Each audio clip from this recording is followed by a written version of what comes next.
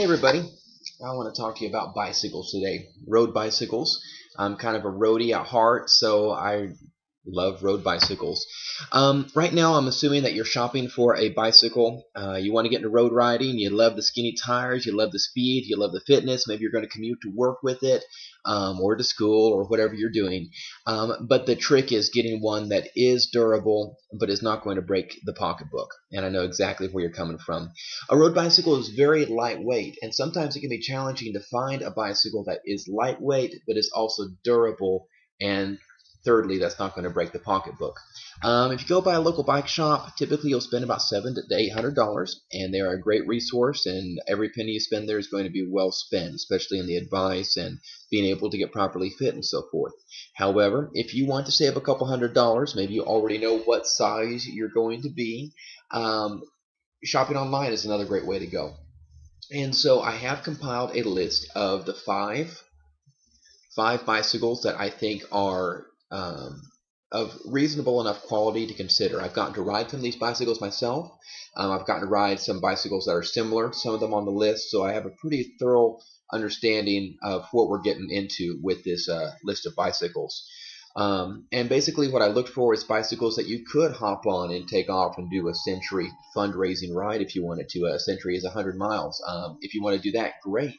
Some sort of bicycle that's going to be durable enough that you can get several years of riding out of before you have to upgrade. And that was my goal in this review.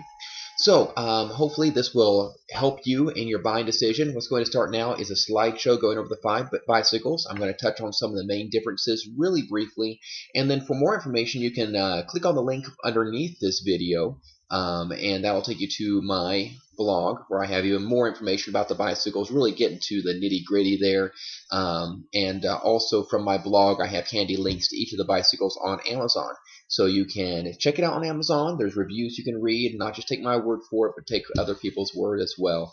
And hopefully all together we'll get you a package that's going to save you money, get you riding, and work out well for you in the end.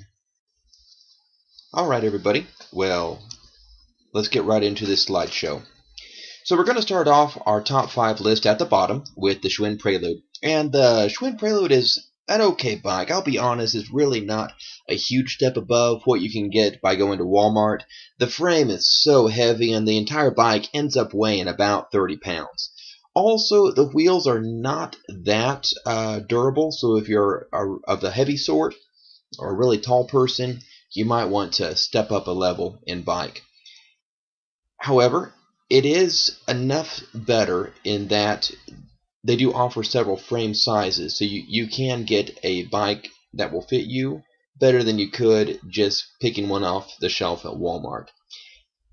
In addition, the shifters included on this bike are significantly better than what you can get at Walmart, so altogether it's worth spending twice as much in order to step up into a bike that will last you a couple or 3 years. However, if you do have the extra money sitting around, you would really enjoy being in a higher quality bike.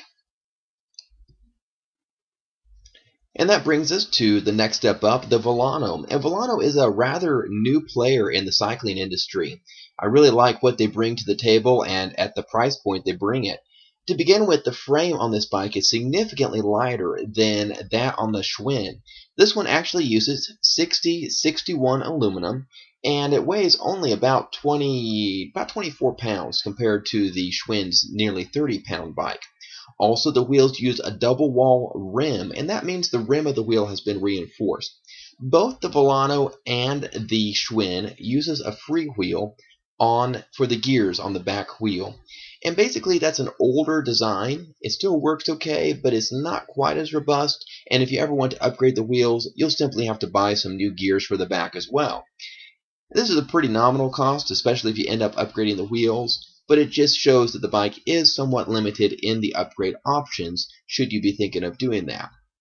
All said, the Volano is a much better choice than the Schwinn, and I would still expect about 2 to 3 years of enjoyable riding out of this before you would expect to want to upgrade to the next level. Bike number 3 with the Giordano Libero, you finally get a really nice balance of components. This is also a 60/61 aluminum frame, so you're still going to be weighing about 23 pounds with this bike. They go with a higher quality wheel with this, and you can see that with the deeper dish. That's a slightly aerodynamic wheel. It also makes it much more durable for heavier riders. With this bike, you're stepping into 8-speed on the rear instead of 7 that you see on the other two models, and that extra gear on the back just means you're going to find better shifting. What really sets the Libero apart is the shifting, and if you look at the shifters, this one uses the STI or Shimano Total Integrated Shifters. That means your shifters are integrated with the brakes. All the bikes we see from here on out are going to use this STI shifting. This bike is a entry-level version of the Shimano STI system. However, it is a great bike for someone who is interested in getting into riding. At this price point, you would have a bike that you would really enjoy riding, and it would give you a solid taste of the sport. Here at bike number 2, the Diamondback Podium 2, this bike really warms my heart. There are a lot of upgrades you get with this bike that you just don't see on the other competitors, and especially not at this price point. The Podium 2 uses a 7005 aluminum frame, and that's a slightly stiffer aluminum. It's also lighter, so it's really fun to pick up and feel. This bike also has reinforced wheels, and what really is neat about the Podium 2 is the front fork. The front fork is what holds the front wheel, and that fork is made of carbon fiber. Because carbon is actually a woven product, the carbon fiber fork actually helps eat up the road vibration. So as you go through potholes and other little vibrations that would otherwise numb your hands on a long ride, the Podium 2 kind of helps to mitigate some of that effect. The other nice thing with the Podium 2 is that it uses a 10-speed system. That means there's 10 gears on the back cassette there. There's also 2 speeds on the front, and so giving you a total of 20 gears theoretically. The 10-speed on the back is nice because it's completely compatible with the Shimano 105 and some of the older Shimano Ultegra products above it. This means that as these parts wear out, you can actually upgrade quite easily to higher parts because it is compatible. It's just a nice feature, and it's a nice way to get into riding and then upgrade as you go along. With the Diamondback Podium 2, this bike is really the last bike you'd ever need. Sure, you would appreciate having a nicer bike. Which one of us wouldn't? It's like having a nice race car. Can you ever have a faster or nicer race car?